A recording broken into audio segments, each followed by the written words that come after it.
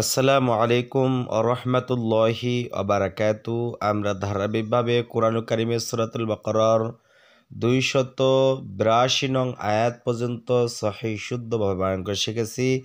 এবার আমরা 283 নং আয়াত, এটা 82 নং আয়াত এবং এটা 83 নং আয়াত, এই 83 নং আয়াতটি আমরা সহিহ শুদ্ধভাবে বায়ান করে শিখব ইনশাআল্লাহ।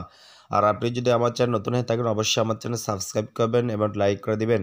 আর আপনারা ধৈর্য সহকারে ভিডিওটি শুরু থেকে শেষ পর্যন্ত দেখুন, ইনশাল্লাহ আপনি যে কোনো কোরআন সহিহ শুদ্ধভাবে পড়তে পারবেন। আপনি যদি ধারাবাহিকভাবে আমার পার্ট টু পার্ট ভিডিওগুলো দেখেন, শুধু কালার বোর্ড না, যে কোনো কোরআন পড়তে পারবেন, কারণ আমি কায়দার সমস্ত নিয়ম নীতি, অর্থাৎ যে কোনো কোরআন পড়ার ক্ষেত্রে যে নিয়ম নীতি দরকার আপনার, সেই সবগুলো বিষয় আমি বলে দিই।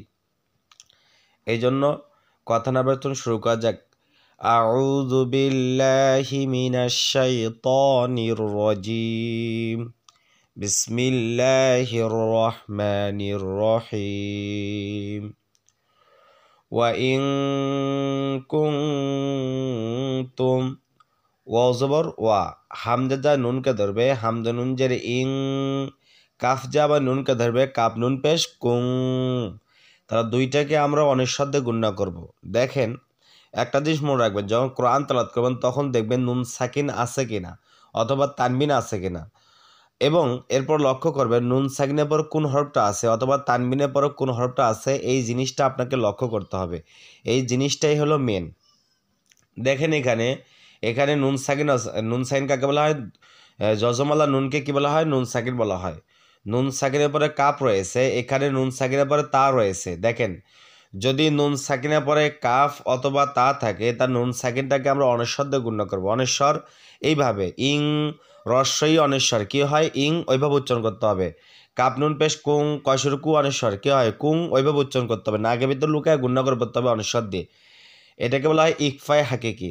আর একটু সহজ করে বলি, যদি নুন সাকিন অথবা তানমিনে পড়ে অথবা নুন সাকিনের পর যদি হামজা, হা, আইন, হা, গইন, খ, এই 6 হরফের কোনো একটা হরফ যদি পাওয়া যায়, সেক্ষেত্রে নুন সাকিনকে বলবো ইন, কাপ নুন পেশ কুন, এই দুইটা এভাবে উচ্চারণ করবো। কিন্তু যেহেতু এখানে হামজা, হা, আইন, হা, গইন, খ, এই 6 হরফের কোনো একটা হরফ নাই, আছে দেখেন তো? নাই। না থাকার কারণে আমরা অনিঃশব্দ দিয়ে গুণনা করবো। এটাগুলো ইকফা হাকিকি। এই সম্পর্কে জানতে চাইলে ডিসক্রিপশনে ভিডিও দেওয়া থাকবে, সেখান থেকে দেখে নেবেন। তাহলে আমরা বলি ওয়া ইং কুং, তামিম পেশ তুম, ওয়া ইং কুং তুম, আইন জবর আ, লামিয়া খারা জবর লা, যেখানে খারা জবর সেখানে একালিফ টান, তাহলে আলা। আরেকটা জিনিস ভুলে গেছি, যদি নুন সাকিনের ওপর যদি নীল কালার অঙ্ক থাকে, তার নুন সাকিনটাকে আমরা অনিঃশব্দ দিয়ে গুণনা করবো। এটাকে কালার বোর্ডের জন্য। ওয়া ইং কুনতুম আলা, সিন জবর সা, ফাদর ফা, সাফা, রজা ওয়াওকে দেবে র, ওয়াও দুই জের রিউ, ইদগামে বাগুন্না, গুন্না করে পড়তে হবে। যদি তানমিনে পড়ে, কি বললাম? যদি তানমিনে পড়ে তাসদীদুল ওয়াও থাকে, তাহলে সে তানমিনটাকে তাসদীদুল ওয়াওর সাথে মিলায়া গুন্না করে পড়তে হবে। এটাকে বলা ইদগামে বাগুন্না। যেমন রিউ।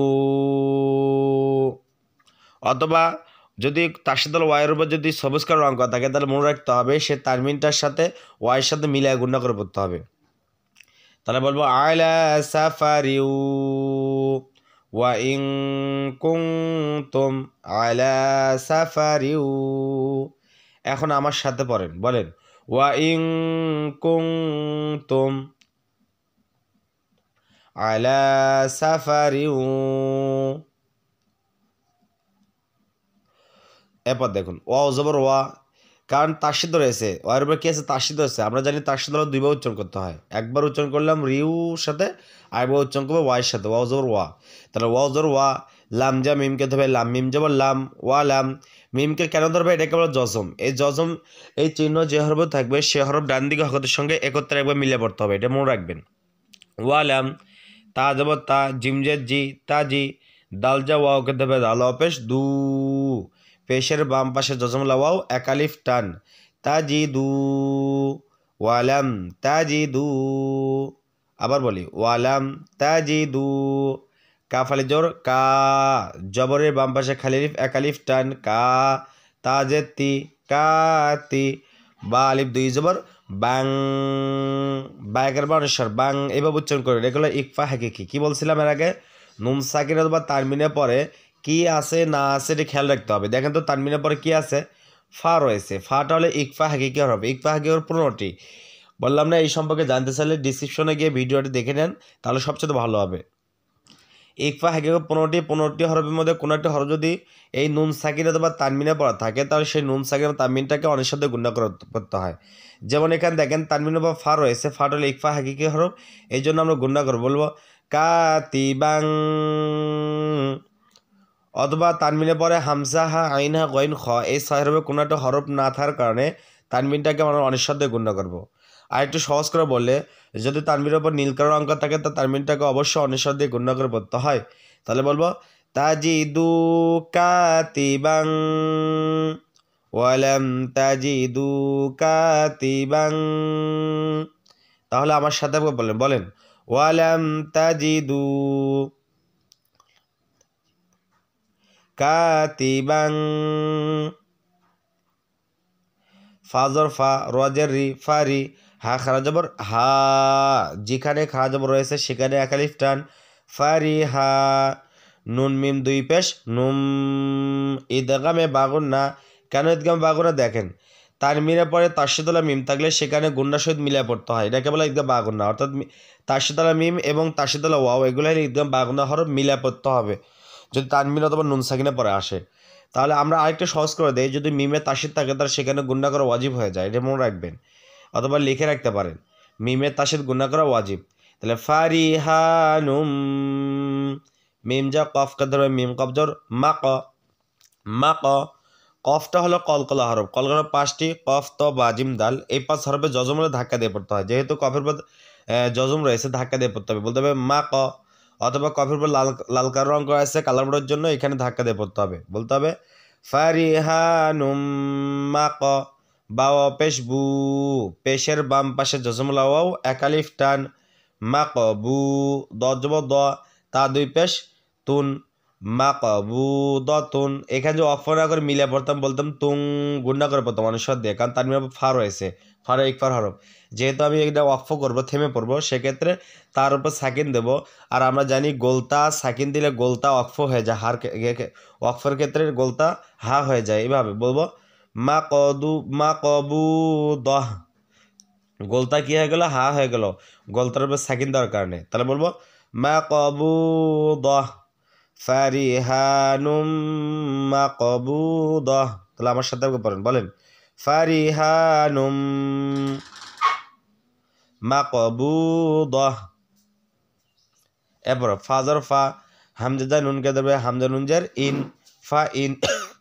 হামজা আ মিমজার মি, আমি। নুন জবর না, আমি না। এখানে লক্ষ্য করেন, দেখেন এখানে নুন সাকিন রয়েছে, এখানে নুন সাকিন রয়েছে, কিন্তু এখানে নুন সাকিনের পরে কাফ থাকার কারণে এবং নুন সাকিন বা তা থাকার কারণে নুন সাকিনটা আমরা অনিঃশব্দে গুণা করছি, কিন্তু এখানে আমরা গুণা করব না অনিঃশব্দে, এখানে স্বাভাবিকভাবে পড়বো, বলবো ফা ইন। কেন? দেখেন নুন সাকিনের পর বলছিলাম না হামজা হা আইন হা গইন খ, ছয় হরফে কোনোটা হরফ থাকলে গুণা ছাড়া পড়তে হয়। দেখেন তো নুন সাকিনের পরে কি ছয় হরফে কোনোটা হরফ আছে? দেখেন হামজা হা, দেখেন তো হামজা আছে, হ্যাঁ আছে, দেখেন হামজা রয়েছে।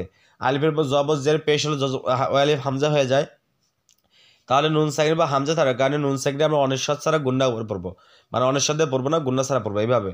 ফা ইন, বুঝতে পারলেন তো? এটা বলে ইজারে হাকিকি। হামজা জবর আ মিম জের মি, আমি। নুন জবর না, ফা ইন আমি না। বা আইন জবর বা, দত জবর দ, বা দত পেশ দু, বা দু, আইন চাপ দেবো তো বা দু। কাফ যা মিমকে দেবে, কাপ মিম পেশ কুম। ইকফাই শাফি, অর্থাৎ মিম সাকিনের পরে বা থাকলে, কি বললাম, মিম সাকিনের পরে বা থাকলে মিম সাকিনটাকে গুণা করে পড়তে হয়, অথবা মিম সাকিনের পর গোলাপি কালার অঙ্ক থাকলে মিম সাকিনকে আমরা অনেক গুণা করে পড়বো এইভাবে। বাদুকুম, বাদুকুম। বা ইনজর বা, দত আলিফ দুই জবর দং, ইকফা। কেন অনেক সাথে গুণা করে পড়তে হবে, কেন ইকফা বললাম অবশ্যই কমেন্ট করে জানাবেন।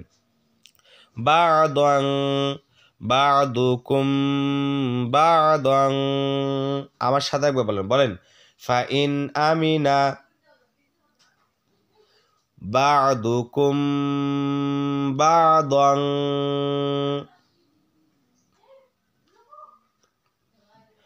ফাজা লামকে দেবে ফালাম জবর ফাল, ইয়া পেশ ইউ ফাল ইউ, হামজা দাল জবর আদ ফাল ইউ আদ, ফাল ইউ আদ, ইয়া পেশ ইউ হয় তাহলে ফাল ইউ আদ, দাল লাম জের দিল ফাল ইউ আদ দিল, কারণ তার সাথে দুই বচন করতে হবে তাহলে বলতে হবে ফাল ইউ আদ দিল, লাম জল্লা জালজা এই হামজাকে ধরবে, জাল হামজাদের জি জি এভাবে উচ্চারণ হবে ফাল ইউ আদ দিল লাজি লাজি, ফাল ইউ আদ দিল লাজি, আবার বলি ফাল ইউ আদ দিল লাজি, আবার সাথে একবার বলেন বলেন ফাল ইউ আদ দিল লাজি। তাপেশ তো মিমজার মি তুমি নুন জবর না তুমি না, ফাল ইউ আদ দিল লাজি তুমি না, ফাল ইউ আদ দিল লাজি তুমি না, হামজা আ মিম আলি জবর মা, জবরের বাম পাশে খালি লিফ একালিফ টান আমা, নুন জবর না তা জবর তা না তা, হা উল্টা পেশ হু, যেখানে উল্টা পেশ থাকবে সেখানে একালিফ টান, তাহলে বলো তুমি না আমানাতাহু আমানাতাহু, আবার আমানাতাহু, ফাল ইউআদ্দিল্লাযি তুমি না আমানাতাহু, আমার সাথে একবার বলেন ফাল ইউআদ্দিল্লাযি তুমি না আমানাতাহু, ওয়াউলামজর ওয়াল ইয়া তাজবর ইয়াত ওয়াল ইয়াত তাজবর তা ওয়াল ইয়াত্তা, কফ লামজের কিল ওয়াল ইয়াত্তা কিল, লাম খারা জবর লা যেখানে খারা জবর সেখানে একালিফ টান, হা জবর হা ওয়াল ইয়াত্তা কিল্লাহা ওয়াল ইয়াত্তা কিল্লাহা, রবাজর রব্বাজর বা রব্বা, হা উল্টা পেশ হু যেখানে উল্টা পেশ সেখানে একালিফ টান, তাহলে বলবো রব্বাহু, ওয়াল ইয়াত্তাকিল্লাহা রব্বাহু, আমার সাথে একবার বলেন ওয়াল ইয়াত্তাকিল্লাহা রব্বাহু, ওয়াজর ওয়া লাম আলি জল্লা জবরের বাম পাশে খালি লিফ একালিফ টান, ওয়ালা তাজা কাপকে দেবে তা কাপ জবর তাক, ওয়ালা তাক তা পেশ তু ওয়ালা তাক তু ওয়ালা তাক তু, মিমজা শিনকে ধরবে ওয়াও আলিফ আলিফ এগুলো কিচ্ছু না, এগুলো সব বাদ, তাহলে মিমজা শিনকে ধরবে মিম শিন পেশ মুশ তো মুশ, শিন জবর শাহ হা আলিফ জবর হা, জবরের বাম পাশে খালি আলিফ একালিফ টান, তাহলে বলবো শাহা, দাল জবর দা তা জবর তা শাহাদাতা, ওয়ালা তাকতুমুশ শাহাদাতা, এখন যদি অফ করি তাহলে তার উপরে সাকিন দেবো, আর আমরা জানি তার উপরে সাকিন দিয়ে অফ করলে গোলতা হা হয়ে যায়, গোলতার ক্ষেত্রে এটা লম্বাতা না, গোলতার ক্ষেত্রে হা হয়ে যায়, এইভাবে শাহাদাহ শাহাদাহ এভাবে উচ্চারণ হবে, বলতে হবে ওয়ালা তাকতুমুশ শাহাদাহ, আমার সাথে বলেন ওয়ালা তাকতুমুশ ওয়ালা তাকতুমুশ শাহাদাহ। এরপরে ওয়াজর ওয়া মিমজা ইয়াকে ধরবে মিমিয়া জবর মাই, ইদ্দাগামে বাগুন না, অর্থাৎ নুন সাকিনের পরে তাসদল ইয়া থাকলে তাহলে সেই নুন সাকিনটাকেও কী করতে হবে তাসদল ইয়ার সাথে মিলিয়ে গুণা করে পড়তে হবে, এইভাবে বলতে হবে মাই, ইয়াটা হলো ঈদগাম বাগুনা হরফ, তার সাথে ইয়াটা হলো ঈদগাম বাগুনা হরফ, তার গুণা করে পড়তে হবে, বলতে হবে মাই ওয়া মাই, অথবা তার সাথে ইয়ার উপর যদি নীল সবুজ কালার অঙ্কা থাকে তাহলে তার সাথে ইয়াটাকে গুণা করে পড়তে হবে, এটা মনে রাখবেন। ওয়া মাই ইয়া কাপ জবর ইয়াক তা মিম পেশ তুম ইয়াক তুম, এখানে এটা তা উপরে দুই নক্তা রয়েছে তা, আর এটা হলো মিম, দেখছেন কীভাবে গোল চিহ্ন দিয়েছে মিম, আর এটা বলেন তো এটা কি, এটা হা, তাহলে ইয়াক তুম হা আলিফ জবর হা, জবরের বাম পাশে খালি লিফ একালিফ টান, তাহলে বলবো ওয়া মাই ইয়াক তুম হা ওয়া মাই ইয়াক তুম হা, ফাজর ফা হামদে নুনজের ইন, নুনে তার সাথে গুণা করা ওয়াজিব, অথবা তার সাথে নুনের কমলা কালার অঙ্ক থাকলে সেখানে গুণা করে পড়তে হয়, নুন জবর না ফা ইন না, হা উল্টা পেশ হু, দেখেন যদি কোনো হরফের চিকন চিহ্ন বামে লম্বা হামজা থাকে তাহলে সেখানে তিন আলিফ টেনে পড়তে হয়, এটা হলো মধ্যে মুনফাসিল, ফা ইন্নাহু হামজা খারা জবর আ, যেখানে খারা জবর সেখানে এক আলিফ টান। সাজে সি, আসি, মিম দুই পেশ মুং, ইকফা। কেন ইকফা? তানমিনের পরে কফ রয়েছে, কফটা হলে ইকফার হরফ, তাহলে তানমিনটাকে গুণা করবো অনিষদে মুং, আসিমুং, ফাইন্নাহু আসিমুং। কফ লামজর কল, বা পেশ বু, কলবু, হা উল্টা পেশ হু, যেখানে উল্টা পেশ রয়েছে সেখানে এক আলিফ টানে বলবো, বলবো কলবুহু, কলবুহু, আসিমুং, কলবুহু, ফাইন্নাহু আসিমুং, কলবুহু। তাহলে এখান থেকে আমার সাথে একবার পড়েন, বলেন ওয়ামাই ইয়াকতুমহা, বলেন ফাইন্নাহু আসিমুং,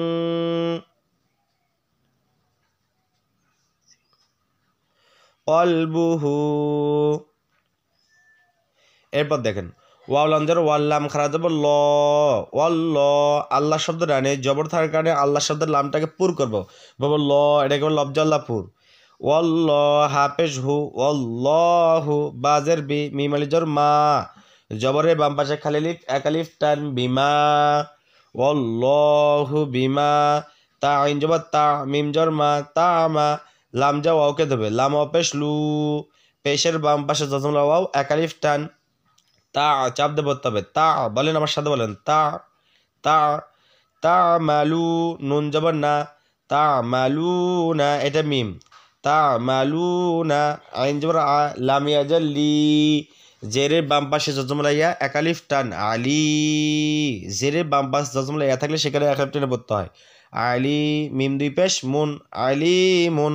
এখন যদি অফ করে থেমে পড়ি তাহলে মিমে সাকিন দেবো, লিটাকে আমার তিন আলিফ টেনে পড়বো, এটাকে বলা হয় মাদ্দে আরজি। তাহলে আমরা বলবো আলিম, ওয়াল্লাহু বিমা তা'মালুনা আলিম। তাহলে আমার সাথে একবার বলেন, বলেন আল্লাহু বিমা তা'মালুনা আলিম। তাহলে আপনারা বুঝতে পারলেন কোন জায়গায় টানতে হবে, কোন জায়গায় গুণনা করতে হবে। যদি আপনাদের কাছে ভিডিওটি ভালো লেগে থাকে তাহলে অবশ্যই আমার চ্যানেল সাবস্ক্রাইব করবেন, লাইক করে দিবেন। আসসালামু আলাইকুম ওয়া রাহমাতুল্লাহি ওয়া বারাকাতুহু।